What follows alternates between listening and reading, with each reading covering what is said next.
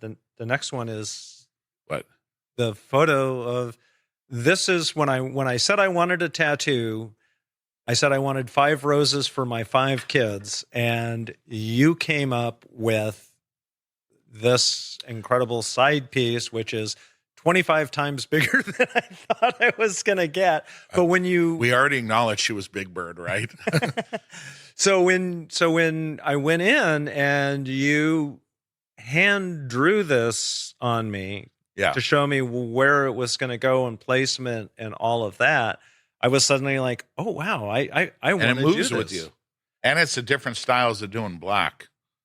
And I completely had fun with this one. What I found out is that you used all different kinds of techniques in the design of this tattoo. And if we can look at that again, you can kind of point out what the different things are, because I thought it was just amazing. Well, the solid black is black work, and some people call it tribal. And it's a mixture of like that tribal mixed with Edwardian flourishing, which I love doing is flourishing. I use it with my letters. I use it with all sorts of stuff to dictate the shape of what it's on. So when that moves, you move. The roses were all put on using the crosshatch style, which is old printmaking. Yes. From the wood prints. So I drew those in places that wouldn't move as much as what the black was. And then I did the East LA powder shading style on it too, behind it. So I was just mixing up all these styles, and right by your watch, that's the cover up of your my tribal sun. Yes, your tribal sun, which you can see is definitely a good 6 inches below her belly button, even though she was trying to pretend it wasn't that low earlier. It was on my stomach, lower stomach. Yeah, sure. And so we spent a lot of time and there's still 2 more roses. Oh yes, this is cropped for entertainment. This is not the complete tattoo, because it goes up in my back and then down, so it moves around. So this was a really, really big piece. This was a whole beginning of a journey piece. And so we spent. Did we have the other side? 2 or 3 weeks. This was the very first thing you did on me. So, but I'm just the other side's. You have a picture? Yes, we do have the other side. And gray to color. And so after there you go. Let's go back to Lyle for a second, though, because I met him right after you did this one and got a chance to show it to him. You got to show. Lyle. Hardy hated Lyle. No, Hardy didn't hate Lyle. Sailor Jerry hated Lyle. And therefore, at the time, Hardy hated Lyle. Hardy apologized later. And Lyle is like one of the OGs, right? Lyle was definitely an OG. He tattooed everywhere. His one of his best friends was Ron Ackers, who was in England. They would, people. There was nothing like that, so you had to write people. So all their correspondence would be through the mail, and they would send stencils. And at the time, they were acetate stencils. So you would do a rubbing or whatever and make a pattern. And they would do all this. They would send machines back and forth. Lyle probably had the biggest, he's dead now. That's why I said had. Yes. Biggest collection of tattoo machines ever. He was the go-to. If you had something and you wanted to know anything about it, Lyle knew. And he always had these like little one-liner jokes too, like, oh, this is a boat anchor, throw it away, shit like this. If you look behind him, it says Rolling Stone. Yeah. He is the first and only tattooer to be on the cover of Rolling Stone. Oh, wow. Back when it was a paper. And he falsely got credit for tattooing Janis Joplin's wrist. Janis Joplin's wrist was done by Pat Martinick, who was a Canadian, who couldn't really take credit because he was illegal. So he didn't want any spotlight on him. I didn't do that. So Lyle took credit for it, but then it wasn't really a lie because later he put a little heart on her chest, on her breast. So he didn't lie, but people assume because they see the wrist more than they see the heart. Yeah, Lyle was the king of San Francisco. And I think this was at the Tattoo Expo out at the Fairplex. Yeah, this is Pomona. And I I'm honored that you asked me to come out and get a chance to meet him. Well, you showed interest. So, you obviously proved that you were cool. So, plus people don't, everybody knows. I sponsor that show for the past 22 years. Yeah. We tour all over the country with it. And you do Tucson and... Not Tucson. I do Phoenix.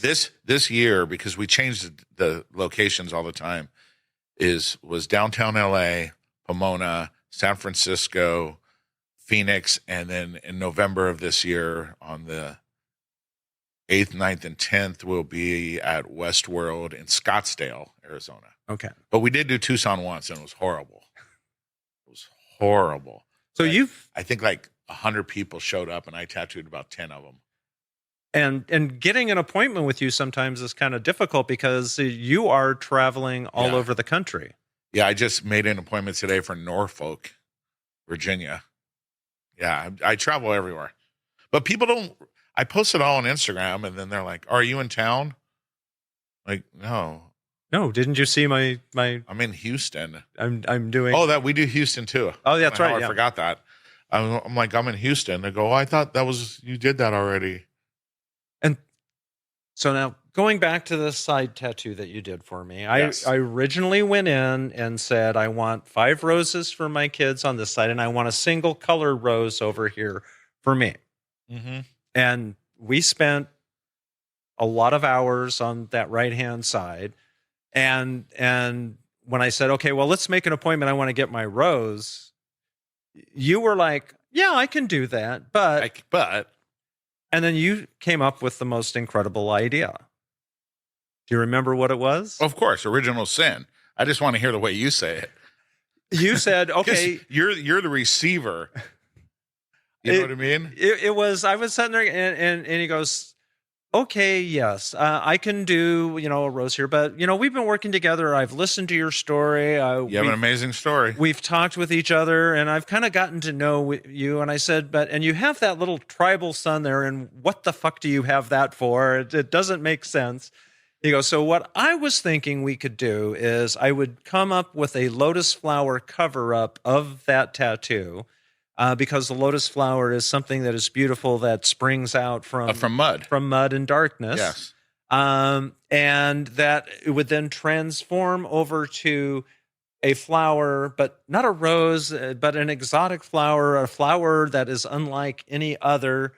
And who are we talking about? And we incorporate the original sin and the apple and the snake. And I was like, this was right after it was done. So there's a lot of swelling on there. So, the gray shading behind it got really light. So you can make it out better now. But the red that you see are the belly scales of the snake. I'm describing it so you're... Yes, I can see it here also. Oh, yeah. Oh, yeah, and it's going to be on the screen here. So yeah, it's on the screen right there. So there's the apple down at the bottom with the thing. But then you have this like flourishing thing of beauty. But we left your butterfly and your little stars in there. Yes, because that was the 5 stars for my 5 kids. Yeah. And I do a lot of 5 things. And this is another one where it also moves with your body. When I was drawing it on you, I had you stand and move, and I drew all the cross lines and stuff like this. So if you go from the black through the lotus into this, it was like my way of seeing your story of transition. So the tattoo is transitioning too. So and because of that, I've then kind of decided that all of my right hand body, side, legs, arms, and such are black ink tattoo, and then it transitions into color on my left hand side, and it's kind of become a metaphor for my transition that I had this darkness and this colorful. But the darkness wasn't bad darkness; it could have been any darkness. See, it could have been dark and romantic. I mean, your kids aren't bad, so those. No. Those 4 roses. It's, some people don't understand darkness when you say it. They don't understand there's a beauty to darkness. When you're in a complete darkness, the smallest bit of light you appreciate. And if you're in the light, you never appreciate it. And I was in some dark places at different times in my life. And that alley in Hollywood that we first talked about.